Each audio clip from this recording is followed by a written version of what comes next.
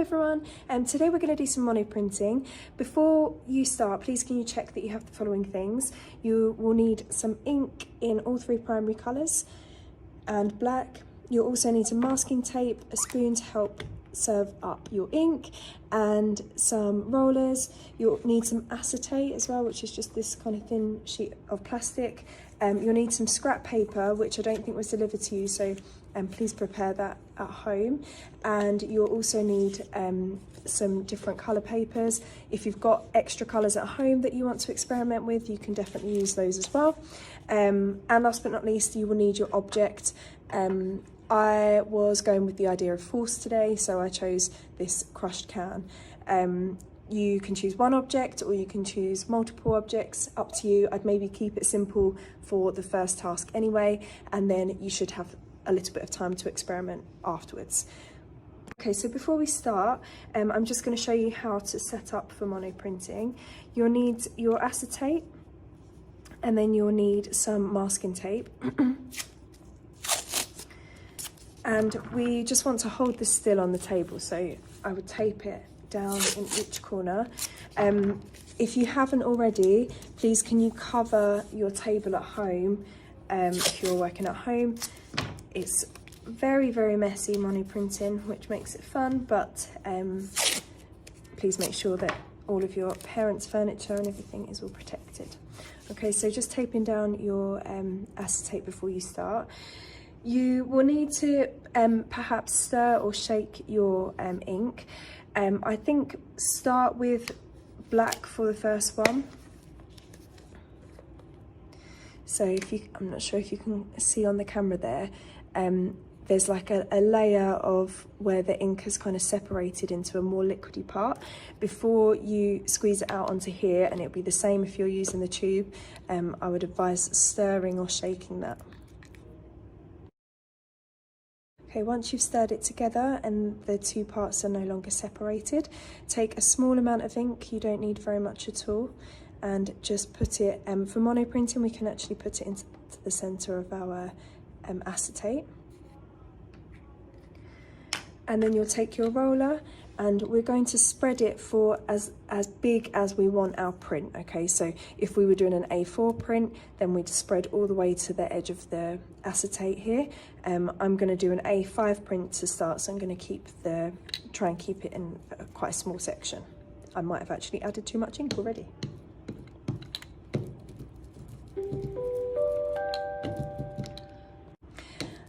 Okay, so I think you might be able to see here, I've definitely got too much ink, and actually I'm really pleased that I've shown you this. Maybe you can see there's like the ripples on the roller. That basically means, especially for monoprinting, that's way too much ink. So I'm actually going to scrape a little bit off and put it back into my ink pot, and then I'll show you how to spread it properly. I'm not sure if you just saw that on the time lapse. In order to kind of like push aside the parts that I don't need, I'm pushing the ink up without letting the roller roll, and that just collects all of the ink that I don't need at the top. I'm going to do the same along here so that I can just scrape that bit off. Hopefully that this patch that I have left will be more suitable to work with. Okay, I'm now going to re-roll. Hopefully I've got a more appropriate amount of ink. And you're listening for kind of like a sticky sound in the ink when it's ready. And we want it to be smooth across the acetate, so the same consistency all the way. I think I've still got a little bit too much.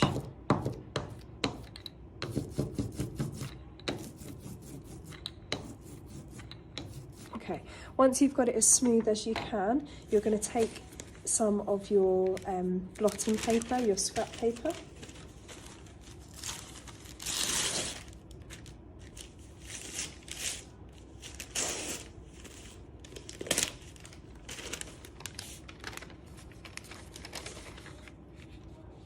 Place it over the top, and with your palms flat, you're going to just sweep across, trying to put equal pressure over the ink. Okay, this is called blotting, and it just gets rid of the excess. You'll probably have to do this a couple of times. Okay, so you probably will get quite a lot of ink off on the first try. I'm going to blot a second time, as quite a lot of came off after that first time that I tried there.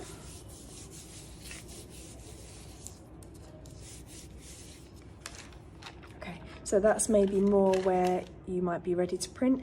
If you can see already, I think the surface of my table is slightly uneven. I think there's some paint or something underneath that's making it not so smooth.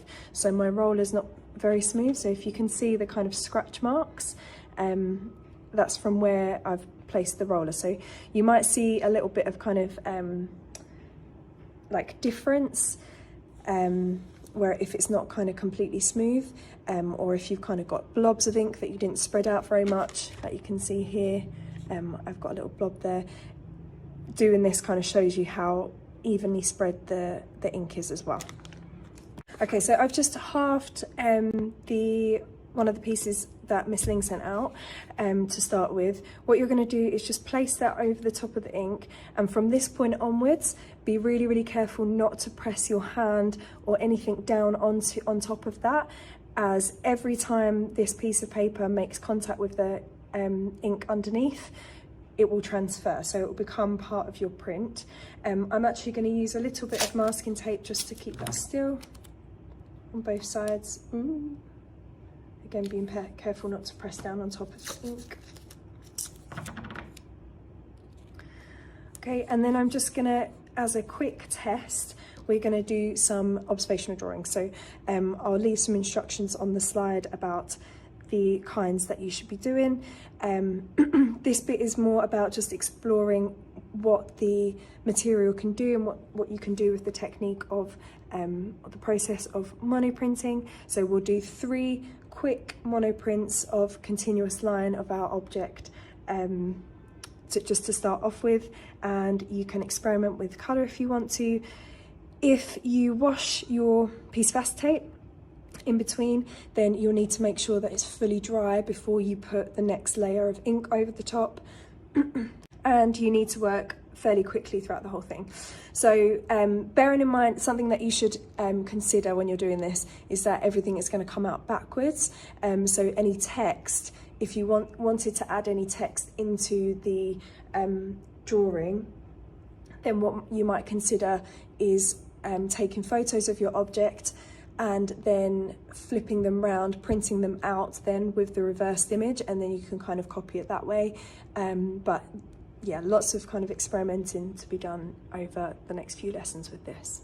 Okay, so if I just show you quickly before I start drawing, that wherever I press onto the ink with my pencil at this point, and we maybe have to press fairly hard, we'll print out on the opposite side. Okay, so that's what we're aiming for.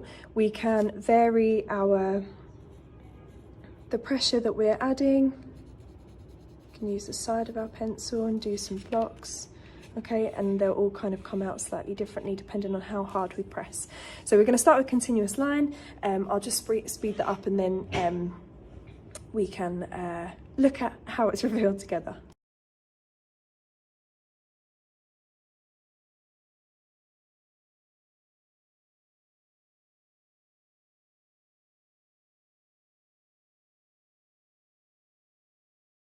Okay, so I've just finished my first continuous line drawing. I have just used line for this one, and we can do a couple of others with shading. So once you're done, you'll just peel away your drawing, and hopefully you'll have a nice clear line, a little bit like that on the reverse.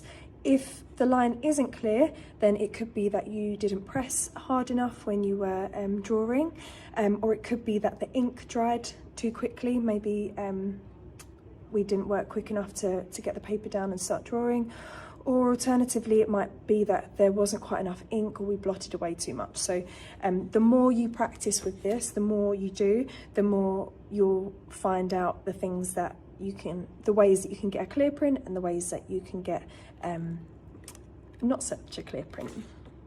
To do a second print, you will need to ink up your acetate before you start again.